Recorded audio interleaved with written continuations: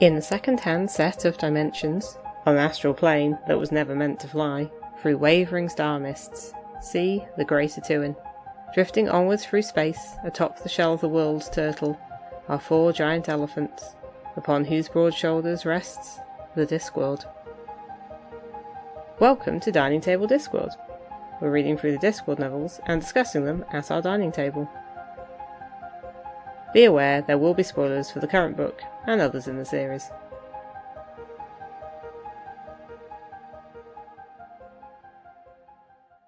Hello, welcome to Dining Table Discworld. I'm Dave. I'm Cathy. And today we are talking about Wyrd Sisters, which is the 6th of the Discworld novels, originally published in 1988. Often considered one of the high point of this early section. Many people's favourite novel. I guess so, yeah.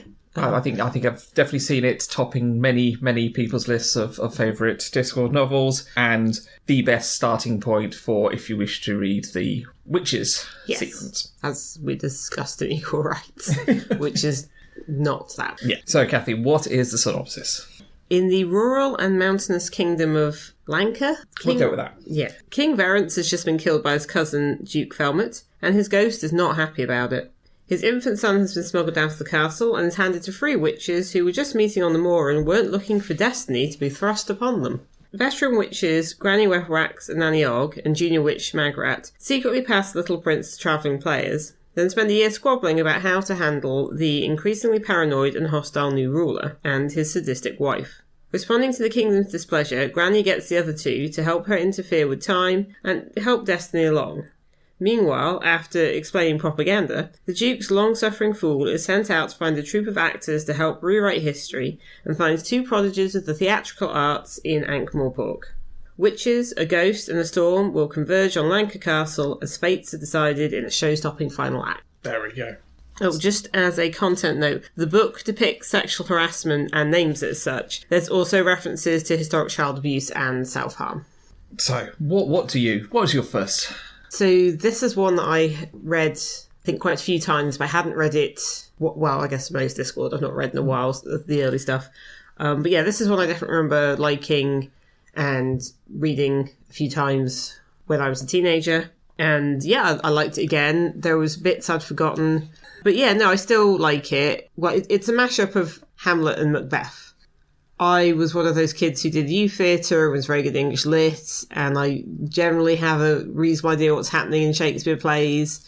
I'm pretty familiar with Macbeth, having been in a school production or studied it at school and also seen a couple of versions. I'm actually less familiar with Hamlet, even though that's super famous, but I have seen The Lion King, so I've got the basics of it. My knowledge of Macbeth and Hamlet comes from The Lion King and this book. But then again, I am not a Shakespeare No, that's fine. I suppose I was just one of those people who was quite into both English and drama, like at school, and was in a youth theatre group, and knew people who would read Shakespeare for fun. I was in a theatre group, thank you very much. We just studied to do panto, so, you know. It's not like my youth theatre group did... They didn't do pantos, they didn't do Shakespeare either, they did other stuff. But there were quite a lot of people I knew who were into this sort of thing, and yeah, and I mean, other shit came up when I was doing drama at school. Yeah, that's fair. And also, I'm a person that has a favourite Shakespeare play, which admittedly is a comedy. But yeah, and then in school, I was what ended up being called one of the little witches. So you have the 3 main witches in Macbeth. And then some of us who were a couple of years younger than them had turned up at the wrong rehearsal and were kind of extra. And they're like, oh, well, these girls can just be kind of background witches, like witch backing singers, but not singing. So we'd just be there in weird outfits and kind of hiss and look a bit grotesque at the audience. So just added a bit of atmosphere to it. As you do. Yeah. Yeah, this is a good introduction to the witch characters. Yes. Well, initial 3. It's a good time. It says a lot of... It's getting into quite meaty stuff, which obviously Pratchett books do, but I think it's happening increasingly as we're going through the series. Equal Rights is sort of about gender, but not saying a lot, whereas this, I think, is getting into more... Yes. So you like it then? Yeah. How about you? Yes, I do. I think it's one of the ones I've read more of. Certainly the Witches sequence, I've read this one more than, say, Witches Abroad or even Masquerade. I think I've read this one a lot more. It definitely has my best, what I enjoyed, one of the best in first paragraphs in Discworld, as far as I'm concerned. Well, he's doing the witches on the moor, and the storm, and the lightning, and the cackling, and the when shall we three meet again, and it's obviously Nanny Og goes, well, I can do next Thursday. Yes. I just think it's because I remember quite a lot of the witch speeches from Macbeth, because even though it was a long time ago and it was before I'd read Discworld, obviously being like a kind of background, which I was there when most of those lines were done, and it does stick in the head quite well. Yeah. And it uses a lot of sort of touchstones. We're going to they're things of movies and sort of plays that it uses throughout. Well, it's about references. Well, it's about stories, isn't it? Yes. But I think stories and performance and words is a major theme of it. And throughout, you've got these obviously a Shakespeare character. So excellent book. I liked it. Mm-hmm. There we go. Job's done. We have quite a long list of characters. Shall we start with the witches? Yeah, makes sense. Yeah. So we have a witch we've met before. Yes, Granny Weatherwax. This is not the Granny Weatherwax we met in Equal Rights, or at least there's parts of her that are, but this is Granny in her natural habitat. There's not so much of, like, the borrowing is only in it a little bit. In this one, but there is stuff about sensing a mind, because there's the mind of the kingdom later, and it does reference that she's, she does cast her mind out to, so yes, we don't have the literal stuff, but, But Granny's very prim and proper, and, she's not for that sort of thing. She's an old school witch. Yes. Very big on the headology. Yes. But again, she's very prim and proper, and can't be having with that sort of thing. Yes. It puts her in kind of opposition and contradiction to the other old school witch we have, which is Nanny Og. Yes. Who is also an old lady. This is her first introduction, but she's this sort of like very raucous, I want to say saucy, but I'm not sure that's quite right. Yeah. But sort of like... It's Maria Margolis. Yes. I'm pretty certain most people put Dreamcasting down. It's Nanny Og would be Maria Margolis. It's very, physically and kind of, definitely. So she's, having an adventurous girlhood. Yes. It's clear that Granny judges Nanny for being, well, I guess now I would say sex positive. Yeah. I think then it was, well, promiscuous is probably the politest term, and then there are some other terms that were less polite. Well, she just had a lot of husbands. I don't think it was just husbands. Yeah, okay. but she has got a lot of kids. The husband's never really mentioned. The one sort of assumes they're dead or not around. But yeah, she has a lot of kids. She has a lot of grandkids. But she's also still very much, she likes her pipe. She likes her drink. She likes singing a rude song about hedgehogs. She does, yes. And they're also very different. You've got Granny Weatherwax, who's the rural witch, who lives up in in a cottage in the forest. And Nanny Og lives in a house in the town with a revolving door of family in and out, and whereas Granny's very much on her own with her animals and the wildlife. Nanny's the one that has the cats, though. Granny can't do cats, and it's clear these are women that have known each other like all their lives. Yes. Also, we say the town. I feel like Lancaster's probably 3 streets, but that is quite cosmopolitan for that area. Yeah, like there's 3 streets in a castle. And then the third member of the coven, who actually convened it and called it a coven in the first place, is Magrat Garlic. So Magrat is what I guess would be called New Age. Yes. I don't know if it's still New Age at this point, but I guess it was New Age. Yeah, definitely not then. Yeah.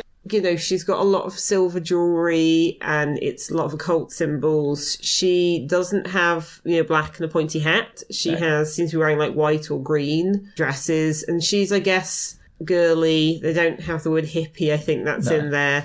So this is where it introduces the idea of witches kind of doing like apprenticeships or training each other up. So you'll have an older witch who'll take on a younger witch who then takes over the cottage. Well, the witch that trained Magrat, Goody Wemper, may she rest in peace, was clearly very scientific. So she has all these books, and she made a lot of careful notes. Grimoires. Yes. Or Grimmers.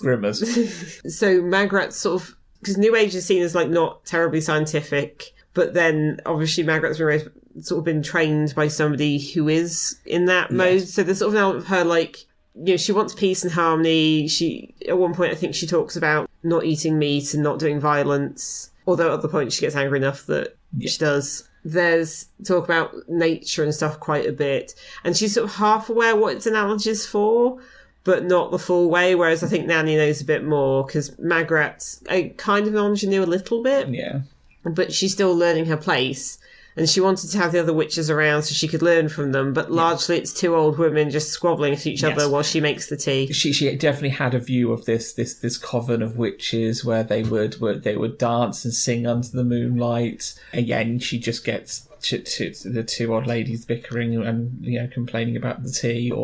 But they're interesting, different views on witchcraft and witches. Yes. Well, Magrat's the one I found most relatable when I read it as a teenager, because based on when ages seem to be in Lanka, probably was not too dissimilar in her from age, although obviously she's out on her own, but again, it's a different sort of time. But there's also about how she's quite slim and flat-chested, and also has to have tissues on her all the time because she sniffles a lot. And it's like, oh, well, that seems very relatable. I never had that much silver jewellery, but I do have silver jewellery that could be described as occult, and probably more when I was a teenager, so yes. Your hair is nowhere near as frizzy as hers, though. Well, that's fair enough, thank you, I guess. I think it's that thing Pratchett does where he's got this book which focuses on, these three female characters, and then the whole series is going to focus largely on, if not these three, a parade of female characters. Granny is what you might call handsome. So she's like an older woman, but she doesn't have any warts. She has all her teeth. She doesn't look traditionally witchy. She just looks like a very stern old woman. It's mentioned in this that she couldn't do warts. She had, Whereas Nanny looks a lot more like a traditional witch. She's lost most of her teeth because she had a lot of sugar. Yeah. She's plump, but she's very plump and friendly, and she's Nan to like a lot of grandkids, and she's, like our mum, our Nan kind of thing. Also, where Granny is seen as being this very aloof, very quite intimidating, scary figure, Nanny, as well as being a witch, is the midwife. She has delivered the babies. And this is the thing, which I mentioned equal rights, is that the witches are a community service. They're people that are working in their community, and, they're helping people with potions, with healing, with midwifery, with all sorts of things that just need doing. Magrat, it doesn't feel quite as much specialised, but again, I think, she helps out with things. She's done some births. Potions would, I think, it would be very, Well, I know, because I think it's mentioned before when Equal Rights that Granny does that quite a bit. Yeah, that's true. They both got gardens, because Magrat also lives in a cottage in the woods, because she, inherited it from Goody Wemper. May she rest in peace. So, yeah, I think Magrat's still kind of defining herself, but there is one bit where she runs into Seanog, who's one of Nanny's sons, and he almost sort of says something like how she's not a proper witch, and then that just riles her up, so she goes out and does stuff. Because this is the thing, Magrat seems full of indecision and stuff not quite being how she wants it to be, but then something will happen and she'll be like, right, this now, and then she will take action, but she needs a bit of pressing to it. So yes, those are the Wyrd sisters. Although apparently in Macbeth, the way Wyrd was spelled in the first folio actually looked more like wayward. Oh, okay.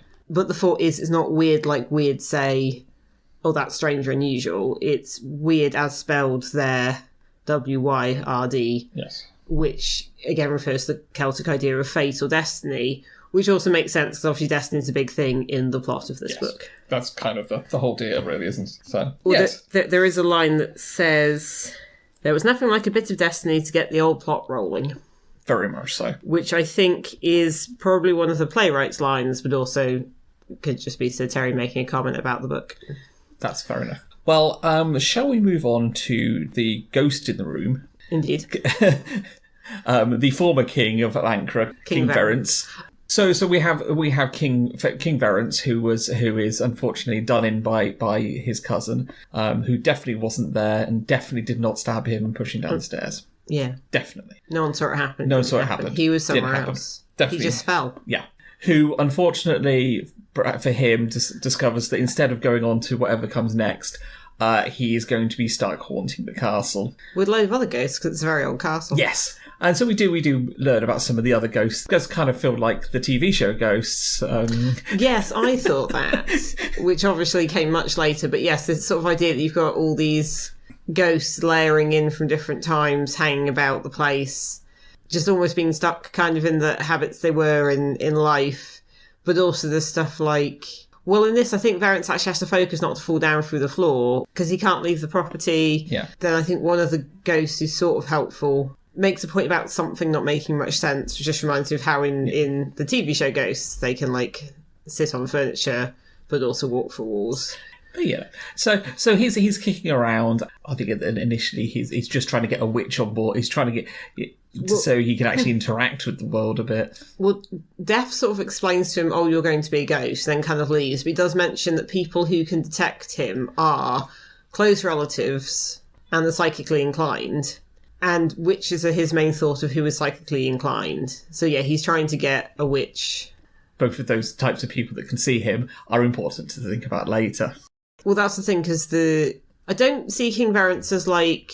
It's useful that he's there, and obviously if it's a mashup of Hamlet, it's going to have the ghost of the murdered king. But I don't feel like he's super characterful. He's just this bluff-hearty guy who was king and hasn't had to do a lot of thinking, but now he doesn't have a body to distract him from things, so he's actually had to learn thinking and is thinking better. So he at one point, through a lot of concentration, manages to move tiny things, but does manage to trap Nanny Ogg's cat. So, and it's like, well, if he's caught a witch's cat, then the witch will come, and that's how Nanny Ogg ends up in the dungeon. I feel like there's other characters more interesting, namely our villains. So yeah, as you said, like, the Duke keeps being called the Duke, even though he's the king now. Duke Felmet, who, this is the second book Pratchett has done this in, because in Mort, you've got the cousin of the king who murders him, and then... in one version of things, becomes king, but everyone still calls him the Duke, and it's like, will he be the king now? We don't see a coronation in the book. No, but he's been king for over a year. Yeah, the point is, there is time that passes within the book that you just think he would have got crowned at some point. Time that passes. Yeah, although the crown, maybe it's because the crown's missing. Well, no, because I think he still says he's king. I think the thing is that the narrative voice refers to him as the Duke or Felmet. And then all the characters, when he's not there, talk about him and call him the Duke. So I think it's probably this thing that he decided he didn't like early on. Everyone just kind of says it as, like, the tiniest sort of, like, rebuttal to him. Yeah. Because there's this whole thing that, he's very tyrannical. But the previous king so he sets low cottages on fire. But King Variance did that too. But, he only did it a little bit. And he did it in such a polite way. And we know you always let them out first. Yeah. So it's... The thing that comes up is, so Felmet... He doesn't like the country, which becomes a plot point and a sort of instigator of action. He's become king, but it's damp, and there are too many trees. Because as well as being very mountainous, Lancre is clearly very wooded. And, obviously, again, it's a Macbeth mashup, so the trees coming to get you. Quite important, yes. But I think as well, he's pushed into this a lot by his wife. Again, a Macbeth. She's very much, she obviously wants a kingdom, wants a... I think he does too, though. I think he would have preferred a different kingdom, but this one was the easiest one to get. Yes. So you got the whole kind of Macbeth, Lady Macbeth thing, and in this, she's obviously, I say big in personality. I get the impression maybe fairly big in size, but just this sort of very imposing presence with no conscience and who's quite sadistic. Yeah, you quite often see in especially when we have these type villain characters in these, you get the lady who's the bigger forceful one, and then you get the slightly meeker, smaller guy. Yeah, I don't know, because I think it's more just she's incredibly imposing, It sort of describes, I think one point she describes having a wall of red velvet, but is it just that she's such a big personality? I think that counts for a lot of it. Yeah, it does, yeah. And again, it's not said that Felmet's particularly small or short, but the thing with Felmet is he very clearly is being depicted as having a severe mental health issue. Yes. Which seems to be written kind of as what at the time was called manic depression, although now we call it bipolar. I don't think it is just that. And he also is obviously a very unpleasant, murderous character. But saying that, he has done a murder and he's so racked by guilt with it that it seems to be driving him insane. Whether that's just what's happening, because it sort of says stuff about how he kind of seesaws. He has like manic episodes and depressive episodes. So I think that's what's being alluded to. But again, I don't know how accurately or just more as a sort of trope. of a type of thing. I think it was just playing more to the trope than actually, Yes. you know, I think, because I think it is a trope. It is, you know, it's you know. I think like mood swings and unpredictability, particularly I guess in the male character, because he thinks the trees are whispering about him. Yeah. Somebody mentions witches, he thinks the witches are whispering about him, so he's paranoid for sure. He can't, it's Lady Macbeth, you know, blood on his hands. He can't see, you know, he's. Yeah, I mean that's where it's sort of, again, the gender's been switched a bit. Yeah, he's the one who kind of needed almost like pushing to do the murder, which is Macbeth in the play, and then Lady Macbeth's the one who directed with guilt. In this, the Duchess, no conscience and clearly a sadist. Would do it again. Yeah, enjoys torturing people and not in like any kind of fun consensual way. No. Although there are references I did not get as a teenager that rather suggests that is a thing that they also do, but they're. I mean, whatever they do in their bedroom is entirely, you know, up to them. But yeah, it's the fact that he, and this is where the self-harm comes in, he thinks he can see blood in his hands, so he starts washing, but then he starts scraping and scratching, and then he starts using a file, and then later in the book, because a year goes past, well, probably a bit more than that. It's at least a year. Sort of literally a bit more than that in some points. Yeah. It mentions stubs, and mentions what used to be a hand. So it's very clear that he is disfiguring himself. He'll get the torturer to send up a file or something, and it's not portrayed in a kind of like spectacle kind of way, but it's clear when you read it that he has been just basically mutilating his hand. Yes. And there keeps being blood, and it's like, well, if you mutilate your hand, that is what will happen.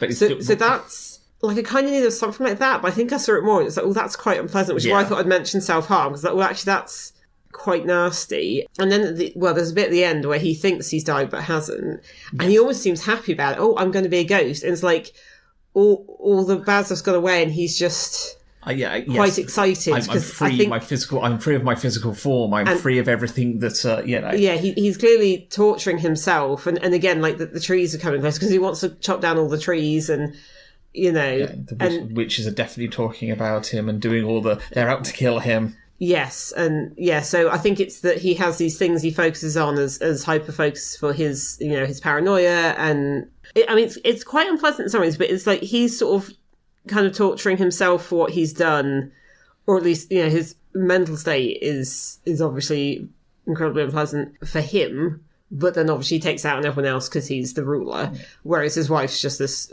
terrible villain. Yes. She's the one who quite often, you know, ignores him when he's kind of giggling to himself or something, and actually is kind of getting stuff done, albeit in a deeply horrible way. Yes. But yes, on to the Fool, who I think is the other main character. Yes, the Fool, who is your typical, I say typical, classic medieval jester type. Yeah, court jester, harlequin. Bells on his hat, and is supposed to be the happiest person around. Well, the most he's there to make everyone laugh. He's supposed to make everyone. Yeah, well, now I think this is the point. Mm-hmm. You know, the fool. You know, your traditional fool is there to act silly and make everyone laugh and bring him. And I think he's the saddest character there because he is a guild approved. Well, this is the thing. So you have his grandfather was a fool, and so was his father, and so he had to join that way of life. It's very much the family business. There's the fact that, they are guild approved. So you go to the guild in Ankh-Morpork, and I think earlier on when we were talking about books, I forgot that the Fools Guild was definitely there. So the Guild of Fools, they do clowns, they do mimes. No mimes. Okay, mimes don't exist in Ankh-Morpork anymore. Well, but they might have done when he was younger. True, but there's definitely no mimes now. No. Again, when now is a fluid concept. Okay. But the whole thing is, they're supposed to be jolly and merry, and he keeps saying stuff like "ifaith" and "nuncle," and there's all these set lines. And the point is, you're supposed to be a clown, you're supposed to make people laugh.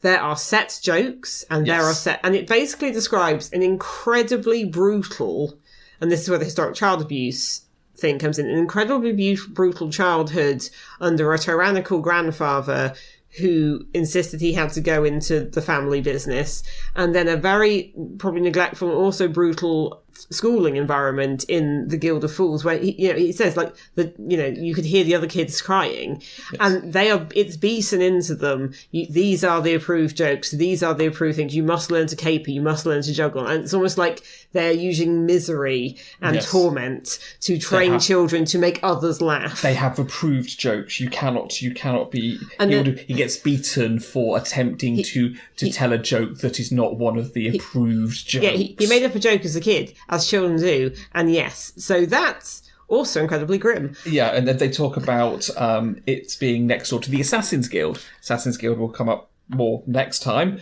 The sounds of them playing the Assassin's Guild, the sounds of laughter and joy coming from the Assassin's Guild, although that does get less as they get older.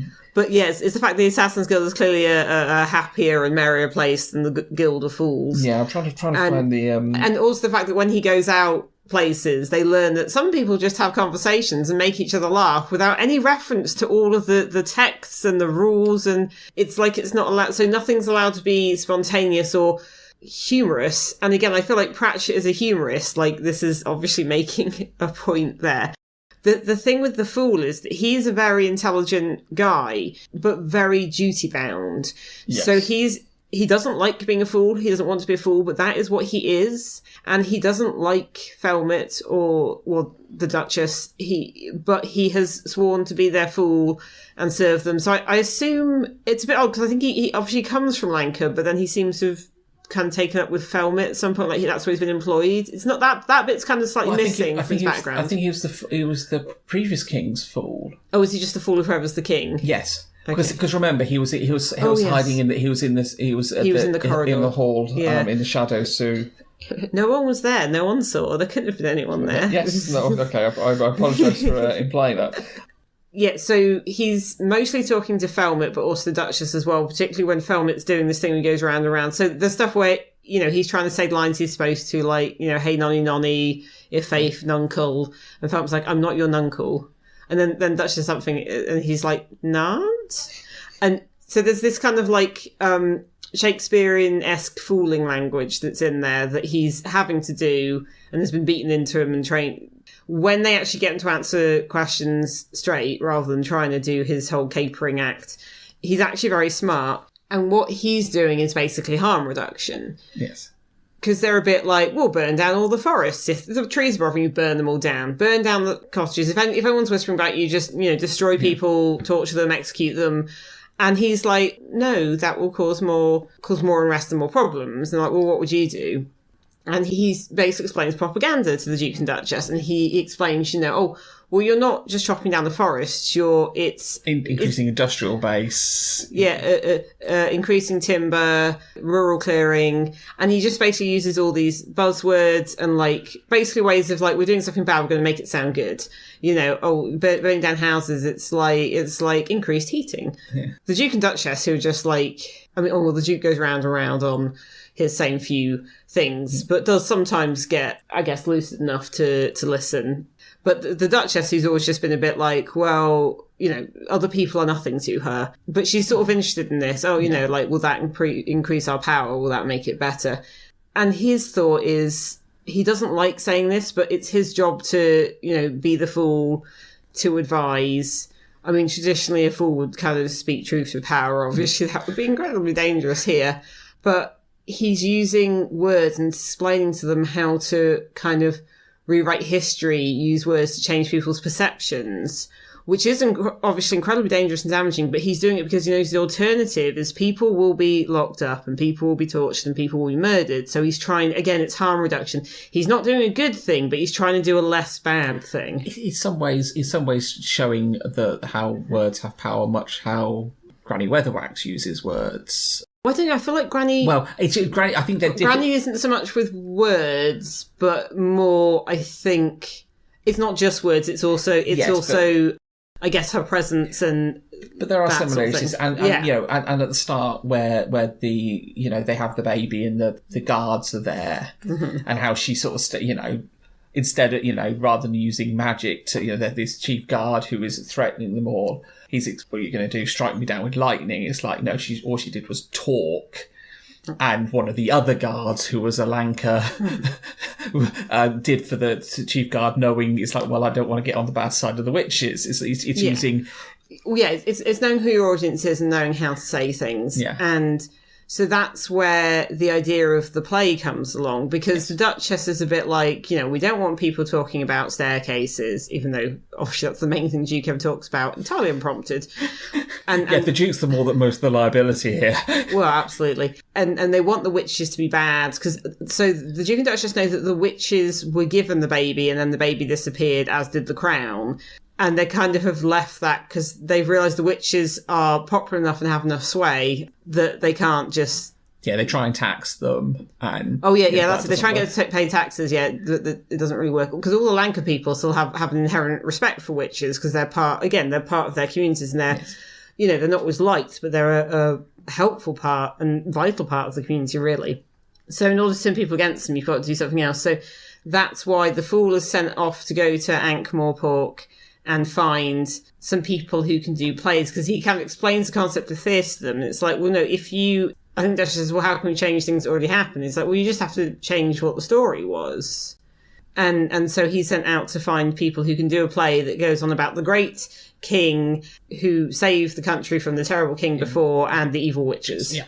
So this moves nicely into talking about the other small aspect of this, which is the players, the theatre troupe. At the start of the book, the baby is given to the witches, and they proceed to... Although they say baby, they say, he can't be more than 2 years old. And I'm like, well, that's a toddler, and that's a bit different. But they kind of treat him like a baby, like he's quiet and just bundled about. So, anyway. Exact ages, Yeah. So, who gets named Tom John, because comedy of naming. But yeah, basically there are some actors in Lanka the same night that the Duke kills the king, although they don't know anything about this somewhere else, and they just sort of say, look, you're leaving, do you want to take this child with you? And the couple that run the theatre troupe don't have their own kids but would like them, so they take him in. And with a big bag of gold as well. Yeah, they also have a big bag of gold. Yeah, so we get the theatre troupe, and the two key members is the owner Vitola, and we get the dwarven playwright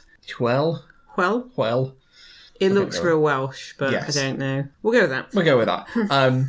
And they take Tom John off with them, and the crown hidden in a... Well, the crown has just been put in their cart, which, because they're doing Shakespeare-y type plays, just has a lot of stuff where there's various odd events that mean various people becoming kings or scheming to be kings. It's quite funny because Magrat understands what the theatre is, but Granny's never seen anything like that. So at first she thinks it's real, and it's like, he killed that other guy, and there's just this hilarious thing where the actors are trying to act, and Nanny's just watching on, but yammering to everyone, and then Granny's there, just like, but he's a murderer. It's like, but why is this guy standing up? He was dead a minute ago, because she's not quite understood acting. Because if you've not seen it before and aren't from a tradition of that, it probably is quite weird. Yeah. So Vitola is this very charismatic actor guy who, in my head, sounds a bit like either Tim Curry or Matt Berry. I can see that, yes. Yeah, it's just very, because he plays all the big roles. Yeah. And then, as they take the little boy away and, raise him as their own, as soon as he doesn't talk for ages, and his first words is him doing a speech exactly as his father did it. Because the witches do the traditional godmother, fairy godmother. He gets 3 gifts. One of which is never to forget the words. Mm-hmm. Or the other one is to always know who he is. Mm-hmm. And the third one, I now can't remember. I've forgotten that bit entirely. But yeah, I think it's because Magrat has decided, if we're godmothers, we need to bestow him with gifts. Because Tom John doesn't remember Lanka or any of this, so he just thinks he was raised in the theatre. They go travelling, they go to a lot of small places, they end up in Ankh-Morpork. Yes, we'll get to time in a minute, but then they're sort of like looking to put down roots and establish an actual theatre site. It's that Tom John can impersonate anyone, and any speech, he's basically like, say the perfect actor, but he always embodies it exactly. And if he impersonates somebody, it's a massive impersonation, even if the person he's pretending to be is entirely different to him. When he plays anthropomorphic personification. Yeah, we'll get to that. And then you've got Whell, who... So Whell is a dwarf, and in this it's made clear that dwarves usually live under mountains and mine, and that's their whole thing. And they have, and in Ankh-Morpork they have their own bars, and they quaff beer, and which is mostly spilling it or something. Yes. And they sing about gold, and that's the focus. So this starts a lot of the kind of template of dwarves, because there's not been a huge amount of dwarves so far. Just the odd one. I think the one in Like Fantastic was the main one who had the speaking part. And we're seeing the template of urban dwarves as well. The idea that they're shopkeepers. They have, they're doing other jobs within when they get together. It's all chainmail, axes, and quaffing. Yeah. So Whell's very different because Sorcery introduced the idea of the inspiration particles that sleep through the multiverse and hit the right person at the right time. Whell is somebody who is like a lightning rod to these things. Yes. Stuff is hitting him all the time, and you see him thinking things through, and you see him coming up with drafts and scribbling stuff out, coming up with something else. So he's very much the writer of the thing. Yes, so I feel like he's like half of Shakespeare. He's the writer half of Shakespeare, whereas Vitali is kind of the actor and businessman. And theatre. Yeah, the theatre owner. Yeah, I think other people did a lot of that stuff for Shakespeare. But Whell is there as the writer and So you've got the progression from touring players who go from town to town. They've got their carts, which then become the stages. Everything's on sacking. I mean, the reason the crown is hidden is because it's quite dull looking compared to all the prop costume crowns, and it's just in the bottom of a box. So it's there for, years. But then they go to Ankh-Morpork and they do well, partly because of Tom John, no doubt, being so impressive. Yes. And because of Whell writing such good stuff. Just in case anyone can hear dogs, our neighbours' dogs are, barking as dogs do. So you've got these two theatrical, superstars. So they've made enough money that they can actually settle down. And what they're doing in Ankh-Morpork is they are building the disc. It's spelt with a Y. Yes. And because Whell wants to put his vision on stage, and he has visions of wave machines and things that make storm that isn't just a guy rattling a piece of tin.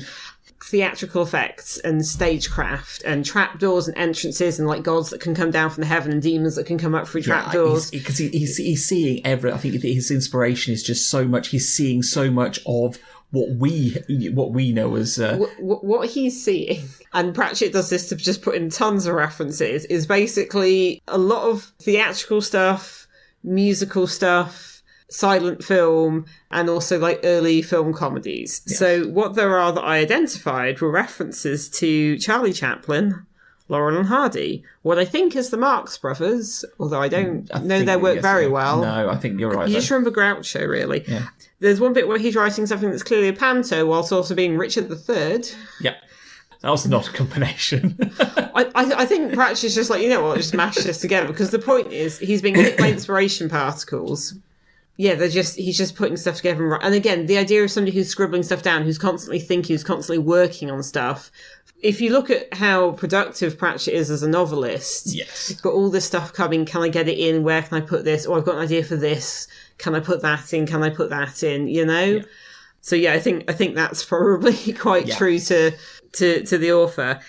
There's also, I think there's a bit where he's writing something that's clearly part of a restoration comedy with the whole, kind of saucy farce. And then there's stuff that's references to US war movies. There's just and it's just little bits. It's all these references sprinkled in the bits with Whell. With through the lens of the Discworld as well. I think the point is that Whell's just getting it almost in raw form and having to kind of interpret it. That's what he's interpreting it through as, but it's not like he's seeing a television going, oh, what's that? No, he's seeing the show and being like, oh, here's like a funny little tramp guy who has a odd little mustache and walks in a strange way. Again, imagining what the theatre could be and wanting to have that as a place. And then Vitola wants to, because him and Whell obviously go back a long way. I think Whell we've said he's not like a regular dwarf. He's writing things all the time. He's not good at mining. Whell's kind of picked up by Vitola, and then they go and start this theatre company.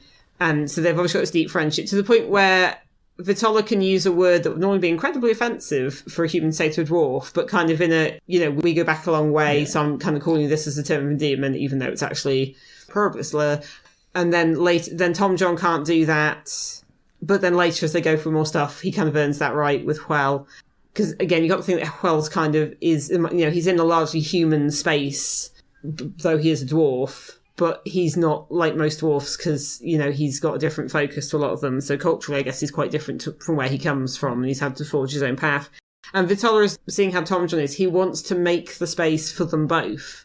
You've got his son, you've got his best friend, and kind of, I think, it's not quite brother in arms, brother in... Quills? Thespianism? Brother in theatricality? I don't know. And he wants that space for them, but then it means he's in quite a lot of debt. So when the fool comes and says, oh, this guy up in the mountains wants you to, write a play with, an evil king who's supported by witches who gets deposed by a good king, and so Wyrld's writing that, and so although they've obviously been stationary and performing in Ankh-Morpork for a while, it's like, we'll take some of the younger lads from the company out and go up into the mountains, and it can be a bit of a tour. And so at this point, I think it might be worth pointing out, so we were talking about, the Duke being in charge for about a year, but also we're talking about Tom John, who was a baby and is now an actor, and he's not a toddler actor, it's in Lancre.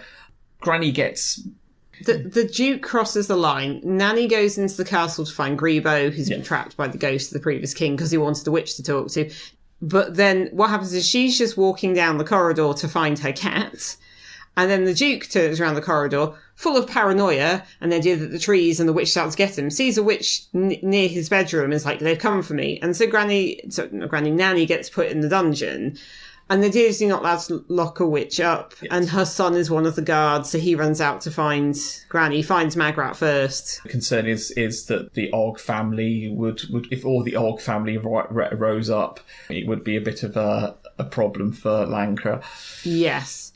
And this is after Granny... So Granny was borrowing and then felt something, a weird mind she couldn't understand from somewhere, goes out into the forest, and then all these creatures who would normally predate on each other or be fleeing each other are there, and she realises the kingdom doesn't like Thelmet. No, I think the kingdom wants someone that cares about it. Yeah, that's the thing. I think the head of state, it doesn't matter. Like if he's cruel to people or exactly. Not very nice. But Thelmet doesn't care for the kingdom. Yes. And that is what, the kingdom wants someone that wants it, that wants them to... And I think that only Granny, with her incredible powers of borrowing and that kind of mind sense, can read that. So they've already got a bit of, I guess, permission, because there's this whole thing about, we mustn't interfere, which is funny because interfering old baggages is probably quite a good description of Granny and Nanny. They wouldn't touch their faces. No, I mean, they give them an inch, they'll take a mile, kind of, they will interfere, But the idea is that they're not supposed to interfere. Well, they're almost a bit dismissive of kings. Oh, kings don't matter, kings come and go. Yeah. But, they're in the community, the witch is there, the kings treat them with respect. Nanny always says, the king would be like, oh, good day, Mrs. Og, when he was hunting. Yeah, send him a side of venison down, I think it's that Thelmet doesn't respect them, but also he doesn't respect or like or care for the kingdom. This is the thing, that they have what seems to be a showdown. Granny and Magrat go to rescue Nanny.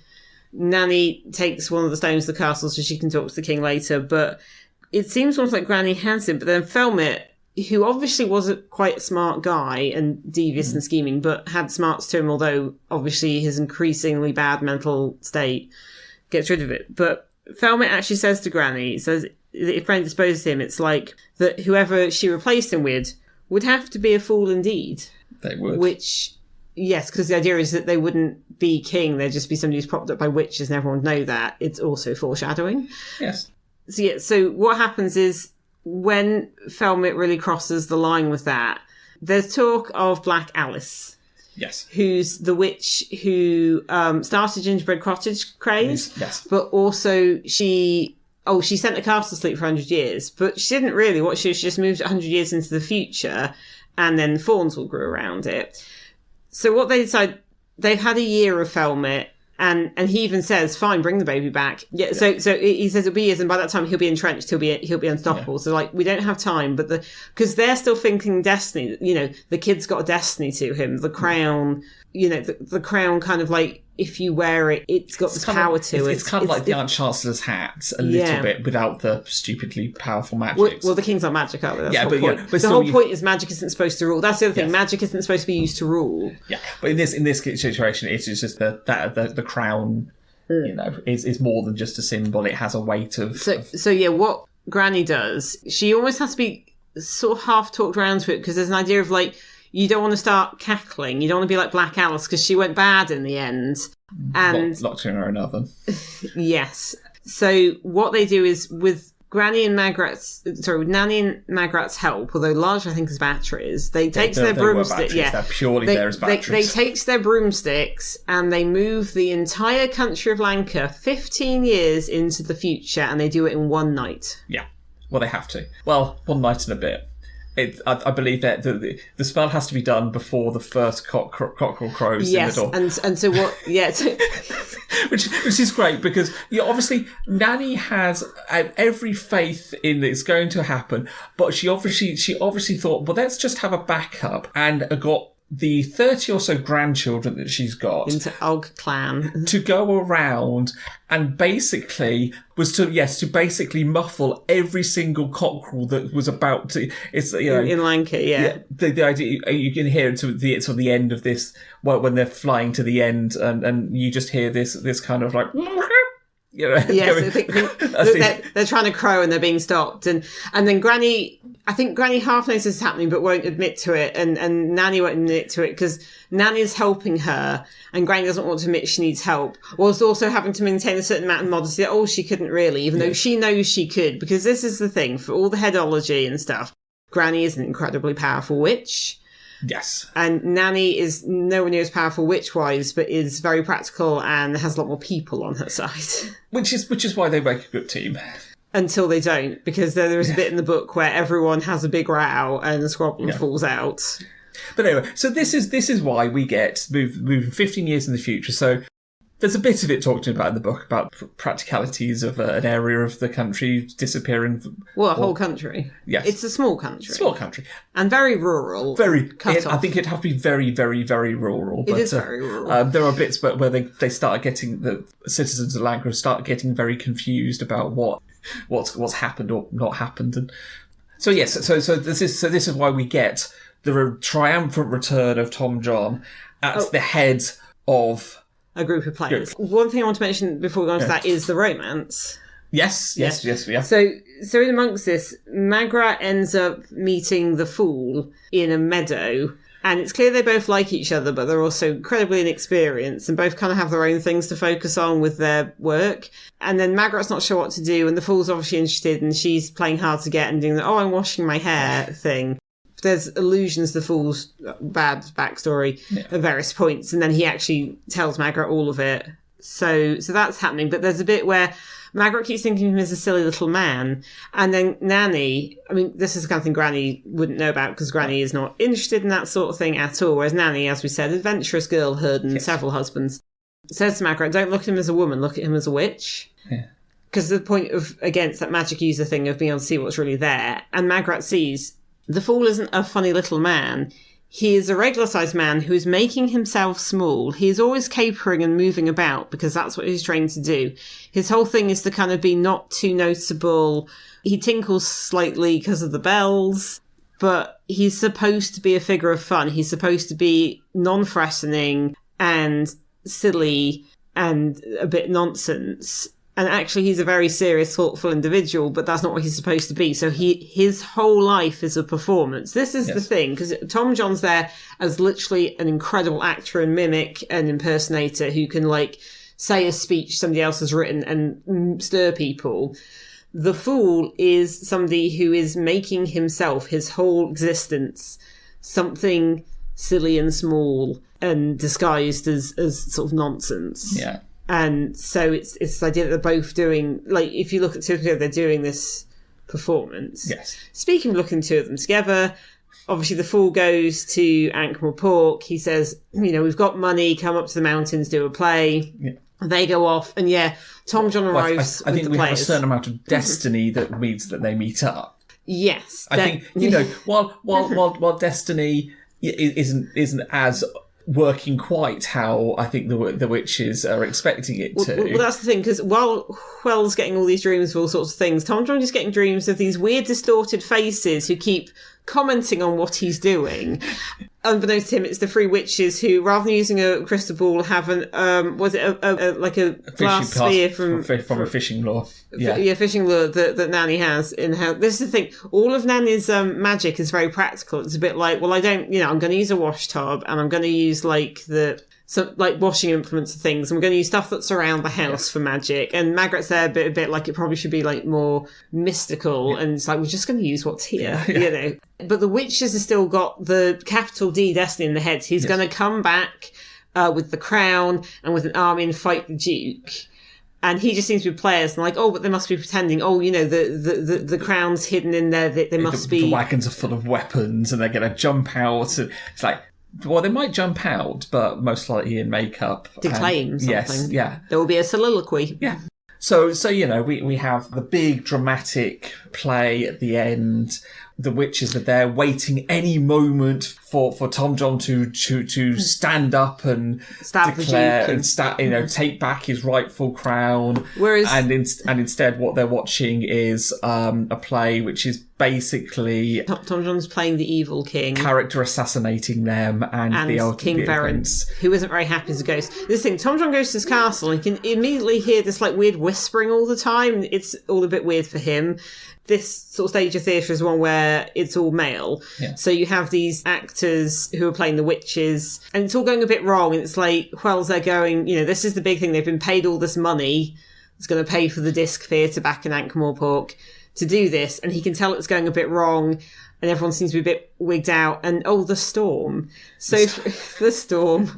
Blast the storm. So, throughout the book, from the first bit, from right the through... The storm in the first paragraph. Well, so, it says, the storm has strutted its hour, which is obviously a reference to, Shakespeare line. There's basically this storm who is constantly in the backdrop. So every so often it'll just mention what it's doing. And it's basically like a jobbing actor. So, it's trying to get itself known. It's done some bits of, stuff here and there. And the whole point is every so often the storm will just be there and there'll be a storm and it'll be this storm who's just waiting for its big break. And, it's taken part in this and that. It's gone, up the ram tops.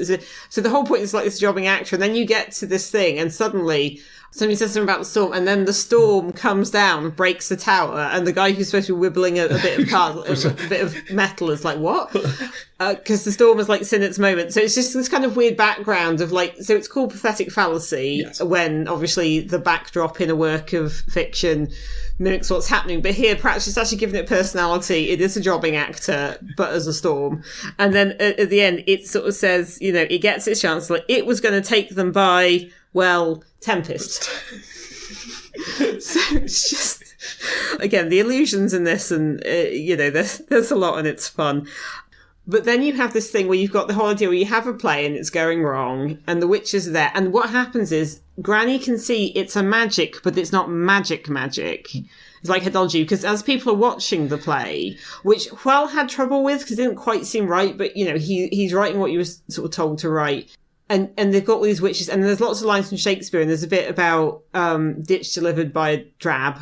And Nanny's a bit like, wait, that's me. And she's thinking, oh, I know which girl that is. She didn't tell her mum what happened. And then they realise, and she's like, it's saying we put babies in the cauldron. We don't put babies in the cauldron. The, I guess, slander, the character assassination, because it's being performed, it's like real. And you can see that the audience going, well, this is how it was. And Granny's uncomfortable with this because it's a magic she doesn't deal with, but it's clearly having an effect on people. Because the Duke decides he's had enough and, he decides to arrest the witches. Yeah. So he sends his men to arrest the witches. And of course, they arrest the actors playing the witches. They've seen 3 witches. They're clearly witches. They're covered in warts. They've got a load of hair that's all straw-like and they put them in a dungeon. And so our witches are forced on stage. Yeah. Are kind of huddling backstage trying to work out what to do. And then Whell, who as well as playwriting and stage managing it and having to give people a lot of pep talks because it's a weird prompts. night. Yes, he's doing a lot of prompts. He forces them on stage. So they're then in the play.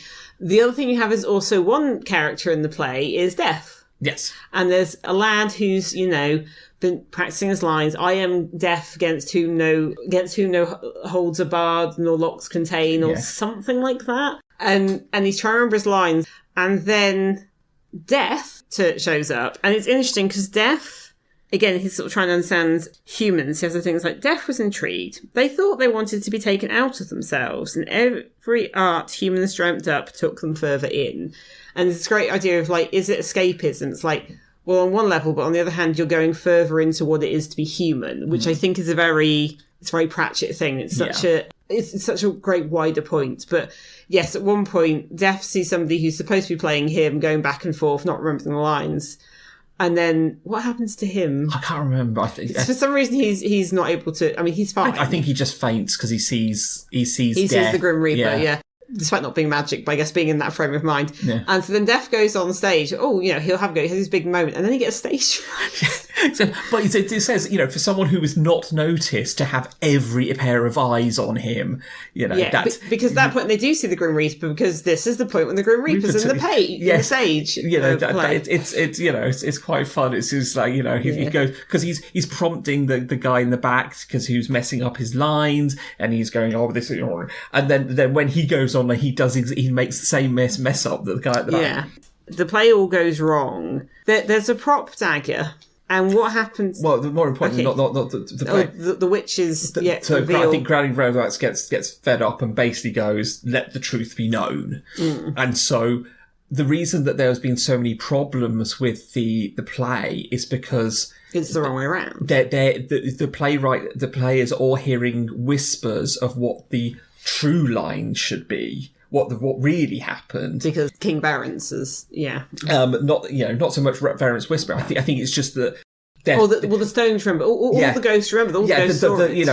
The whole point is they're trying to tell us they're fighting against the history of what actually happened. These words that the players then start speaking the true words. Depicting what actually happened. Well, I kind of thought it was that King Varence kind of possesses Tom John, who is obviously his biological son, and he sort of describes what happens. And then, the guy who's playing the supposedly good king, who's the Duke, is suddenly revealed to have killed the bad king, who's Varence. And Felmet, having been strenuously denying all of this for like over a year with no prompting, fully loses his wits. And there's a prop dagger, and various people think they've killed people. So they think the fool has died and Magrat is holding him because she'd been trying to play a bit hard to get or wasn't sure, but then she thinks he's dead.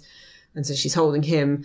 And then Felmet ends up getting stabbed. This is why he thinks he's dead. And this thing, he thinks, oh, I'm dead. And he goes around, I'm a ghost. And then Death's following him because he can see Death now. Like, oh, I'm dead. And Death's like, no, you aren't. And he's like, yes, I am. I can see you. And he's like, well, no, I'm here for later. And he's like looking at Felmet's lifetime and going, no, it's fine. And Felmet's going, I'm a ghost, see, I'm running through walls. And he keeps pretending he has ghost powers, but doesn't. And then it's only when he actually goes, well, look, I can fly, and throws himself off the balcony. And it's like, oh, okay, now he's dead. But the important thing is that the dagger is the magic sword. Oh. Because the whole point is like, the Felmet comes on and it stabs the fool, and, because the fool comes out and says, no, what the players are saying is true. I saw it. Yeah, this thing, the fool bears witness. The fool that's the other thing. The fool is tortured because this entire time he saw that Felmet killed the king because he was in the corridor and saw it, but because he has to be loyal to the Duke, he doesn't say anything, which seems a bit odd because, like, well, he killed the previous guy he was supposed to be loyal to, but I think the loyalty is supposed to be passed along anyway. But so the fool's known the truth the whole time, and then reveals it, and gets stabbed. He gets stabbed. And we think he's dead, but it's a prop dagger. Yes, because it's a play. And the witches have been going on about this, coming in with a magical sword throughout, and this is a magical sword. It's a dagger that doesn't actually kill him. Yes. So again, it gets very Shakespearean. Big Shakespearean dramatic conclusion to that. There's lots of mistaken identities, and the truth is revealed, and like people get stabbed, but it's a prop dagger because we're also being very meta and talking about the theatre. So what happens is Tom John is told, oh, well, no, you're the king. And he's like, what? And it's like, well, no, because your father was the king and you were smuggled away. Because he knew he was from Lanka. He knew he'd been born in Lanka, but he hadn't been told he was adopted. Wyrd says that's what happens. And suddenly he's sitting there going, but I don't want to be the king. And all these people are suddenly around him planning stuff. And he just wants to act. Yes. He's an actor. And Wyrd's a bit like... Wyrd gets very into his, like, fiction stories. And it's a bit like, oh, well, if you're king, you could build a theatre here, or you could have players here. It's like, oh, king's quite a performance. And Tom John's like, but you're not writing the words for me. And Is it Nanny who sees it? I think Granny's there just trying to herd him into it. You know, she has done a lot for this destiny. This is the destiny that's happening. It's all planned. But he doesn't want to, and he's clearly trying to make it not happen. Everyone's been like, oh, you're going to be king. And it's like, this was never something he wanted. So, yeah. So then Nanny comes forward with a reveal. One thing we find out earlier in the story, when Magrat is interested in the Fool and is trying to, I guess, suss him out a bit, she does like a little kind of trick that the young girls do to sort of find out the name of the guy you like. And she discovers that the Fool's name is Varyn. But it's not unusual for people to be named after the king. Yeah. And then Nanny comes forward and it's a bit like, oh, well, actually, there's been jokes throughout about, is it droit de seigneur or something? Yeah. Basically, the idea of kings going and taking their pleasure with, you know, the residents of the kingdom. It's sort of told in a slightly jokey way. And again, you wouldn't necessarily completely get it. Because like Magrat kind of doesn't. And there's almost this weird thing where people talk about it and they're acting like they think they're talking about a dog. Like, you know, they think he's talking about, oh, he'd always take this out. And they think, oh, he's talking about like one of those big dogs you have in the castle. And it's like, no, it's actually, it's obviously it's a double entendre. But what is implied is that the Fool, Varence, is actually also a son of King Varence and therefore could have the crown. And there's the whole thing, because Hwel noticed as soon as the Fool and Tom John were standing together in Ankh-Morpork, they looked really, really similar. And even Hwel's a bit like, oh, there's some sort of destiny thing happening here. And then again, it's a bit of a jump cut, isn't it? It's this thing practically, it's like, we've not quite figured this out. So jump cuts later and the witches are talking about it. And Magrat's still interested in Varence, but suddenly he's very busy because he's not the Fool anymore, he's Varence, and he's becoming the king. And suddenly Magrat can't get his attention. So where before she kept going, oh, I'm washing my hair every time he suggested they do something together or try to make a date with her. Suddenly her hair is unwashed and she's really sad because he's been so busy. But then Nanny reveals, so Nanny's the midwife. Nanny knows what's going on in a different way to Granny and reveals that, the previous Fool, Varence's father, he was a very handsome and likeable young man who skipped out the kingdom pretty early on when he was little. And, the Queen did find him so funny. And I think the implication is that the new King Varence, he's somebody's son. Was he the king's son or? There might be a couple of ways of reading it. The Fool's father, who made friends easily and very athletic and can climb walls like nobody's business. Mm. And which goes back to that kind of whole restoration and obviously comedy. You've got the king used to go out hunting a lot. He didn't pay much attention. He didn't seem very hardly ever home at night. Doting as a husband or something. It's not really clear exactly what happened, but yeah, it's. No, I see. I reckon the Fool's mother is his mother. Yeah, but not the Queen. Tom John's the child of the Fool's father and the Queen. Okay. So they both have the same father. Oh, I thought they both had the same mother. No, I think they're definitely brothers, half brothers. And the new King Varence is not actually the old King Varence's son, but he likes the country. He's a sensible guy, so they've put him in charge. They do talk about the Fool's father coming back every now and again. Oh yeah, he does come back to see them. He's not completely gone. Okay, so there's different ways of reading it. We've taken different things from this, but that's fine. That's fine. Yeah, it's quite. This is the whole point of this. Editing Cathy here, just to say that we will be talking about sexual harassment in the book and sexual violence more generally in fantasy. So if you prefer not to listen to that, skip ahead about 3.5 minutes. Do we want to briefly talk about the unfortunate bit in the dungeon? Oh, yeah. As I said in the content note, when Magrat is going to rescue Nanny, Thelmet has brought in his own guards who aren't from Lancre, don't have respect for witches. And there's a bit... women in general. Well, no. And there is a bit where, basically Magrat is cornered and a guard is clearly groping her. They make some threats. The Fool yells at him to stop and distracts him enough that Magrat can kind of get away. And that is unpleasant. The thing is, the book, it actually uses the word sexual harassment. Yeah. And obviously it's to show villainousness. Well, this is the thing. We know it's a villain shorthand. But what occurred to me is a lot of the books I read, like fantasy books I read when I was a teenager, there was this implied stuff, and it wasn't for spectacle. It's just like, these are bad people, and they're like assaulting a young woman. You know, someone I know bounced off of it because of that. It is named and it is shown as a bad thing, and it's not done to titillate. Yeah. So it's a difficult thing to read. I think it's part of like the genre at the time, but at least he's called out what it is. Could be worse, but on the other hand, I mean, it's not funny though. Obviously, 1988, slightly different to now. Do we need to show people being evil by how they treat women? I think that's a definite no. Well, it depends. A lot of stuff would have sexual assault and rape as like almost backgrounds, and the idea is, here's a female character, she's under constant threat of sexual violence, and that is quite a tropey thing in the genre. I think it happened for some time, and Pratchett has, this is a thing that happens. It's not great that's the situation, but he's not sort of saying, well, this is naturally how it is, obviously in previous times.